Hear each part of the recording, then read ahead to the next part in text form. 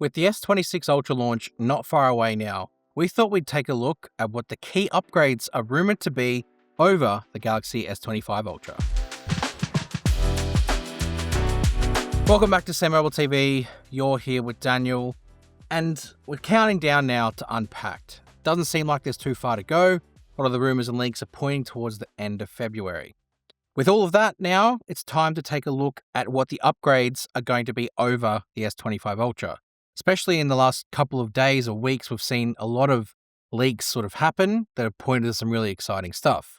Some of it even by Samsung themselves. The first feature that we're expected to see as a major upgrade is the display.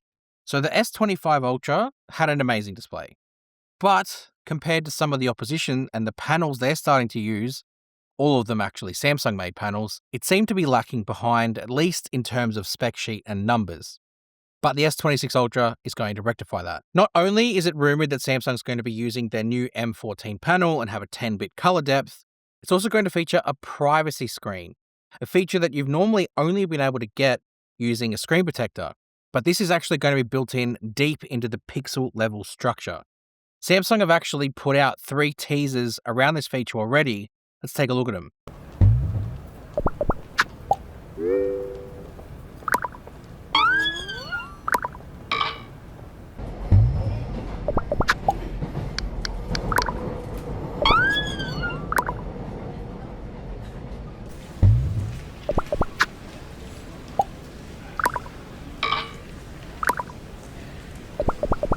And a lot of it is about the wow factor of having a display that can turn off sections of the display, like control it so it's on a different angle, people can't see it. But if you're looking at it straight on, you can. It's impressive because that will go with the anti-reflective coating. So you're going to get an incredible color accurate display and you're going to get a private one. So if you work and you need to be private with what you're looking at, beautiful. The display will actually have it built in, not just to the software, but also to the hardware as well. Second upgrade we're expecting is 60-watt fast charging. So far, at least for the last few years, Samsung are sticking with the peak of 45-watt fast charging, which, to be honest, is completely fine and usable. But when you compare it to the numbers that have been out there in other brands for years already, 45-watt just does not seem fast enough. Now, if you might ask the general consumer, they will say they don't even know what speed their phone charges at. And that's completely fine. But sometimes it's a feature that you don't necessarily need to think about that makes it good. And charging speed is definitely going to be one of them. Samsung upgrading to 60-watt fast charging will definitely increase that speed performance inside that first 30 minutes. And that's probably the thing that people will notice most, especially if they come home from a long day at work and they want to top up before they go out again. That will give them that. Alongside that too, Samsung are upgrading the wireless charging. So at the moment, wireless charging is capped at 15 watts. So Samsung are going to enable 25-watt fast wireless charging, which isn't really an upgrade over the competition, but certainly compared to what they've been offering with all their flagships right now, it will be an upgrade on themselves. The third upgrade is to do with the cameras. Now, it's not this big drastic overhaul that we're expecting. It's actually in the form of apertures. So the main camera and the 5x telephoto camera are getting new apertures. Whole purpose behind the aperture increase is to actually allow for more light to come through and allow for it to be like better depth of field. And also the sensors are getting a bit of an overhaul to allow for more accurate colors and more accurate processing. That's kind of been a bit of an issue in the last few years with Samsung cameras, is the processing hasn't been to everyone's liking. It's either too overprocessed or not processed enough. They're kind of trying to find a better balance. The aperture upgrade is just all about increasing that lower light performance though. So it's not necessarily aimed at creating and solving the other thing. There's also rumors swirling around of the new 3x camera, which is in desperate need of an upgrade. It's been far too long, so we'll just wait and see what that looks like. But definitely seems like it's confirmed that the apertures on the main camera and the 5x telephoto are getting a bump. Next one is to do with design. Samsung last year especially had a bit of a war on weight, and all of their flagships got a weight reduction.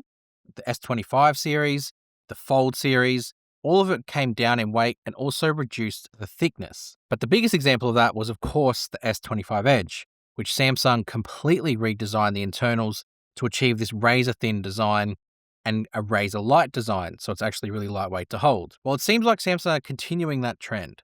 So whilst it might not look visually a whole lot different, what's going to happen is it's going to be a lot thinner again. And by a lot, I mean it's under 8mm. It's gone down to 7.9 versus 8.2 on the S25 Ultra. And it's going to be lighter, meaning you're going to be holding less phone and it's going to feel less cumbersome.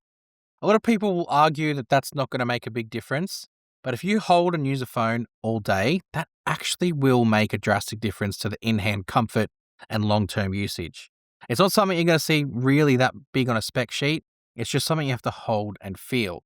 There's also going to be an upgrade to the camera array. Gone are the black camera rings, and it'll be replaced by a camera island for the 3 cameras here.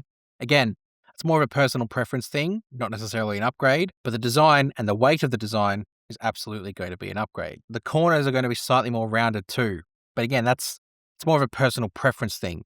I kind of like the boxier design that's here, but again, that'll be down to your preference and what you like. Let us know in the comments. And the last thing that's going to be an upgrade, at least initially, because Samsung's rollout plans might delay it a little bit, will be One UI 8.5. Because usually with every full flagship release, Samsung release a bunch of new software features. Some of them end up staying exclusive to that hardware, and it's all tied in around the software. So One UI 8.5, whilst we know a lot about it already based on the beta that we've got, we also don't know what exclusive features the new hardware on the Galaxy S26 series is going to enable. Of course, one of those big upgrades is going to be the chipset, which, when we look at it, will enable a lot more when it comes to AI. So there's going to be a lot of Galaxy AI features that we don't know yet, that we're going to see on the S26 series, and then we don't know what they're going to do in terms of bringing it back to the older flagships.